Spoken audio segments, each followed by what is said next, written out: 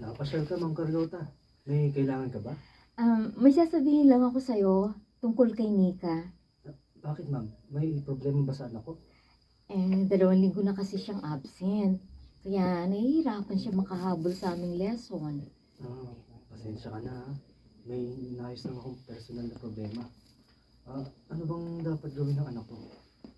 Kung okay lang sa'yo, di tuturuan ko siyang ilang araw na Ay, sorry po. Kung okay lang sa'yo, tuturuan ko siya ng ilang araw. Mag-tutor ako sa kanya. Dahan-dahan lang. Ilo.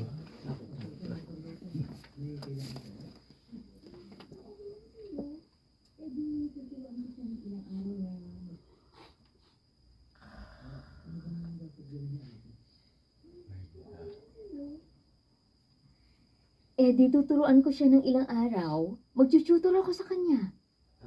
Sige. Pahig ako, pero magkano naman ang ibabayad ko? Naku, wag na. Concern lang kasi ako sa anak mo. Nakakahiya naman. Kaya babayaan ko ang ekstrang panahon at atensyon na gugugulin mo sa aking anak.